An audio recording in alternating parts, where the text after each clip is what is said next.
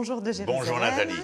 Roni Akrish, que tout le monde connaît désormais, historien, philosophe, qui commente avec verve la Haftara de la semaine. Et nous avons cette semaine à lire la Haftara Béchalach, Juge 4, qui démarre avec le personnage de Dvorah, qui est non seulement prophétesse, mais juge. Donc, bien plus d'ailleurs. Une femme importante. Voilà.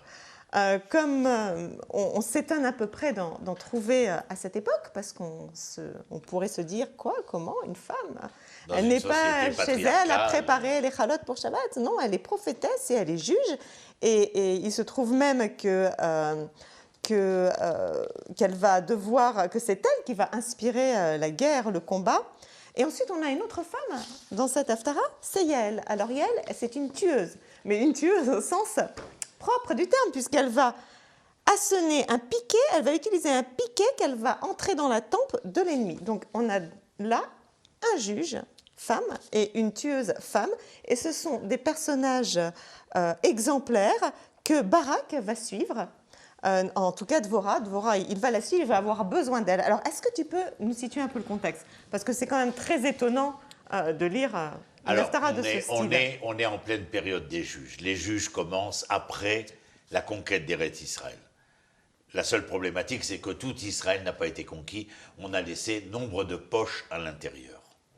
Donc, nous aurons des problèmes à l'intérieur de la terre d'Israël. Et nous aurons des problèmes, bien évidemment, avec les peuples avoisinants. Les choses sont claires de ce côté-là. Les juges, ce sont des personnages qui, lorsque les enfants d'Israël vont se retrouver confrontés à une hégémonie, X, Y ou Z, eh bien, ce juge va venir, en quelque sorte, prendre le rôle de chef politique, de chef militaire. Donc ce n'est pas le shoftim au tribunal, ce n'est pas le juge au tribunal. C'est le juge en tant que chef politique, chef militaire. Ce qu'il faut savoir et qui est important, le livre des juges s'appelle le livre en dents de scie. Le livre en dents de scie. Oui, pourquoi? Parce que le livre, c'est « Les enfants d'Israël firent le mal aux yeux de l'Éternel. Alors un peuple vient les agresser, un juge se révéla pour sauver les enfants d'Israël. Pendant 20 ans, 30 ans ou 40 ans, tout à l'heure pour le mieux, puis ils firent le mal, les enfants d'Israël firent le mal aux yeux d'l'Éternel. Un peuple vint les agresser, alors un juge, c'est le livre en dents de scie. D'accord. Et Sisra fait partie de ce peuple qui veut attaquer Israël sur son flanc nord-est. Dvorah n'est pas choisie par tout le peuple, mais elle est une femme reconnue parce que le texte nous dit qu'elle est... Là, les enfants d'Israël se rendaient auprès d'elle pour obtenir justice. Attends, donc, elle était reconnue quand même. Dvorah, lis le texte, ou Dvorah, Eshet, ça veut dire femme, épouse. Nevia, prophétesse. Alors elle est femme, prophétesse, Eshet lapidote et la femme de lapidote. C'est-à-dire elle est femme, prophétesse et épouse, Nahon, mais Ishofetet et Israël be'etaï. Et elle, comment dire, ce personnage qui rend la justice, c'est pas un juge devant le tribunal, elle rend la justice, on venait voir Dvorah pour sa sagesse. Et donc cette femme est celle qui va sentir et ressentir la nécessité de devoir prendre le taureau par ses cornes. Oui. Et donc, elle va, lorsqu'elle sait que Israël va être agressé, en tout cas sur son flanc nord-est, elle mobilise des tribus. Elle sera celle qui rassemblera le plus de tribus à l'époque des juges. 6. Jamais les 12.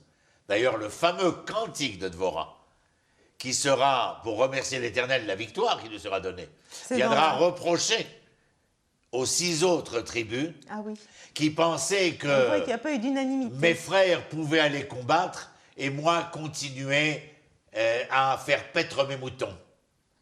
Ça ne fonctionne pas en Israël. Si ton frère combat, chose que dira Moshe aux tribus de Gad, Réhouven et de Ménaché, que réitérera Yoshua à ces tribus-là lorsqu'elles voudront s'installer dans le territoire de Transjordanie. Et le reproche de Dvorah est justement qu'il est impossible que des tribus se mettent en marche et que d'autres puissent continuer à faire paître leurs moutons. Il y a fait. Oui. C'est clair ce que ça veut dire même aujourd'hui. Donc là quand même... Voilà un peu la scène. Maintenant, elle a on appelle Marie lapidote. Il y a un homme d'armes en Israël, il s'appelle Barak. Oui. Donc elle va faire appel à Barak. C'est elle qui va le chercher. Hein. Un Vas-y, jour, ouais, elle ouais. envoya appeler Barak, fils d'Avinoam de Kadesh Naphtali. Elle lui dit « Prends position sur le mont Tabor ». Donc elle va le chercher, elle lui dit quoi faire. Elle lui explique aussi sa stratégie. « J'attirerai vers toi dans le torrent de Kishon Sisra, le chef d'armée. » Et que lui répond Barak ? « Si tu viens avec moi, j'irai. » Ça, c'est la puenta. Ouais. Ça, c'est le point important. D'abord, disons-le en amont, c'est une femme d'autorité. C'est le moins qu'on puisse C'est dire. une femme volontariste. C'est une femme combattante. Et tout cela parce qu'elle était authentique. D'ailleurs, c'est son authenticité qui donnait sa justice. Elle appelle Barak. Et que dit Barak ? Nous sommes dans une société patriarcale. Je ne te raconte pas la phallocratie de l'époque qui n'en C'est vrai que ça semble vraiment et Barak dit incroyable ce texte. je ne partirai pas en guerre. Si tu viens avec moi, j'irai. le général. Mais si tu ne viens pas, je n'irai pas. Voilà. Donc il a besoin d'elle à ce point-là, quoi. Il ne part pas sans elle. C'est pour dire ce qu'elle représente à ce moment-là. Mais c'est intéressant, et moi je me permets d'ouvrir une parenthèse, parce que je crois que nos téléspectateurs doivent le savoir. En tout cas, ma thèse, et je le dis en mon nom. J'enseigne le Tanakh et la philosophie du Tanakh depuis des années, et je suis intimement persuadé, Nathalie, tu entends, que le fil d'Ariane du Tanakh est féminin. Tu as bien entendu ? Ah ouais. Est féminin. Les hommes, quels qu'ils soient, depuis Adam en passant par Abraham, Yaakov et les autres, ne sont que les supports d'une société qui doit être menée et confirmée par les femmes, chose qui sera faite au mont Sinaï lorsque Dieu dira « Parle à la maison de Yaakov », tout le monde dira « Ce sont les femmes », et mort les bêtes Yaakov, « Odaber el bnei Israël » et parle aux hommes ensuite.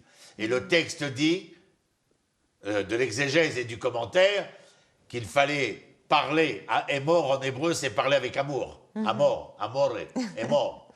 Et parler avec amour aux femmes, parce que leur sensibilité serait à même d'être capable de transmettre le projet dont nous parlions dans Donc les ce émissions sont précédentes. les inspiratrices. À l'autre, Daber. Daber el bnei Israël. Daber, c'est la chante kasha.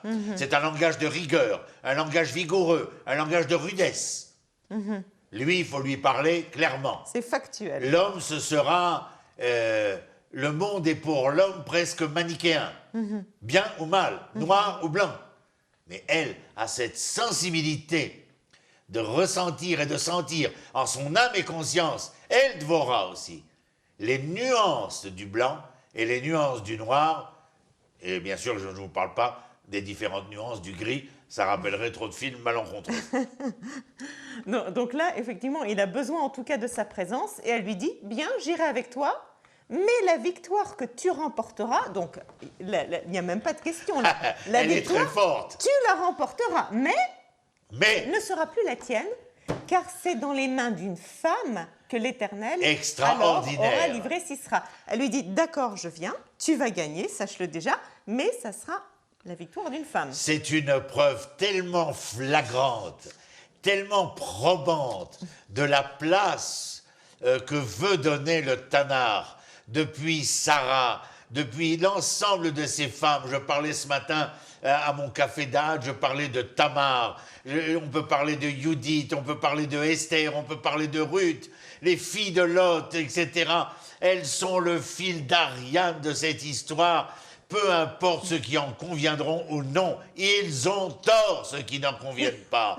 Ils ont tort parce que ce sont elles qui sont les seules, humainement parlant, anatomiquement parlant, physiologiquement parlant, à porter un projet d'un bout à l'autre, l'enfant qui va naître.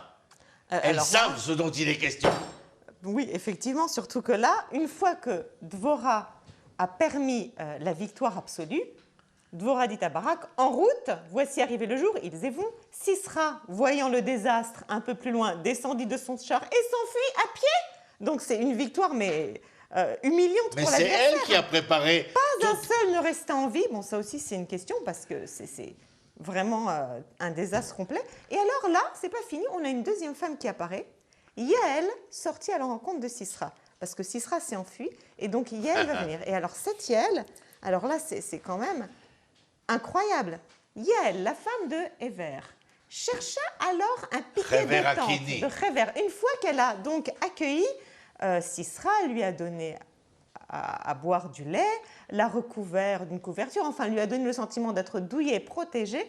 Elle arrive avec un piquet, prit un marteau dans la main, s'en vint près de lui en silence et enfonça dans sa tempe le piquet qu'elle a ensuite se fiché en terre. Alors là, c'est ni Lara Croft, ni Wonder Woman, c'est Yael de la Haftara. Qu'est-ce que c'est que cette femme? Hever Hakini, c'est le cousin de Yitro, de la famille de Yitro. Okay. Et ils sont des alliés, des Hébreux. Et Yael, qui est la femme de Hever Hakini, sait très bien ce qui se passe. Seulement voilà, l'ennemi a réussi à s'enfuir et elle sort de la tente dans une époque où la femme ne sort pas. Kol kvod bat meler pnima, le respect de la femme, de la princesse est dans l'intériorité de sa demeure. Ouais. Oy vavoy, elle sort de sa tente et va au devant de l'homme, sacrilège. Et elle l'invite. Elle l'invite et elle lui donne à boire. Et en fin de compte, on ne peut pas savoir véritablement ce qui s'est passé là-bas. À tel point qu'il s'assoupit alors qu'il est poursuivi. Je me suis bien obligé de réfléchir à ce qui a pu se passer. Ah oui, mais je laisse le libre cours à votre bon, en tout imagination. Cas, il a bu du lait, il s'est recouvert d'une couverture. Oui, mais enfin, ce lait me paraît toujours bizarre dans le texte anachique. C'est un drôle de lait, nous ne connaissons plus ce lait-là. Le pasteurisé, en tout cas, ne fait pas cet effet-là. Et puis, vous voyez, enfin, les téléspectateurs voient et entendent, et toi, Nathalie, que cette femme est, non des moindres, décidée, authentique. Alors, elle n'a pas froid aux yeux, elle sait ce qu'elle fait, elle y va, mais... Je ne sais pas si dans ta demeure était rentré ce réfugié Himmler. Franchement, je ne sais pas si j'aurais eu quand même la présence d'esprit de mais prendre un piquet, de viser la tempe. Enfin, mais la vérité que ce sont quand même des femmes héroïques. Si c'était une femme engagée, il est clair que si Himmler était rentré dans sa demeure, elle aurait tout fait pour pouvoir en finir avec le démon. Alors là, on voit encore une fois, et d'ailleurs, on voit Dvorah, que la vie n'est pas sacrée, c'est le bien qui est sacré. Parce que la vie en tant que telle, si elle est portée par une personnalité véritablement nuisible... Hachem Leorgo, celui qui se lève pour te tuer, tue-le, ça c'est une chose très claire. On n'allait pas regarder Eichmann dans le blanc des yeux en lui disant « je t'aime ». Oui. Mais tu as ici une femme qui va être louée dans le cantique de Dvorah. Dvorah va louer Yael. Voilà le parce qu'elle cantique... trouve en Yael quoi? Elle trouve une alter ego. Alors le cantique ensuite vient et de l'importance de la gratitude parce que le combat a été emporté avec ces deux femmes extraordinaires de courage et Barak qui a suivi les instructions comme il fallait, il a bien fait d'écouter ces femmes, enfin surtout Dvorah. Et ensuite on a un long cantique très beau qui montre l'importance de la gratitude en fait. Il ne suffit pas juste de dire ok on a gagné, super, mais de remercier Dieu parce qu'en fait c'est quand même Dieu qui accorde la victoire. Donc, merci fait partie de l'essentialité de l'être. Tu reçois, c'est-à-dire que tu as conscience d'avoir reçu, d'avoir été aidé, d'avoir une participation, quelle qu'elle soit. Il est normal de remercier. C'est la raison pour laquelle à Hanouka, c'est notre dernier jour de Hanouka aujourd'hui, où nous enregistrons cette Haftara, eh bien, il est clair que l'important n'est certes pas l'allumage des bougies. L'important, qui est rappelé dans le texte de la prière, dans la liturgie, est de dire à l'Anissim, où l'on remercie la victoire qui nous a été donnée, et bien sûr, la preuve ineffable que nous répétons et réitérons chaque jour, le Hallel. Ouais. Et c'est le principal de Hanouka. Merci beaucoup, Ronnie, pour cette Toda passion rabba. par rapport à ce texte magnifique. Et à la prochaine. Au revoir.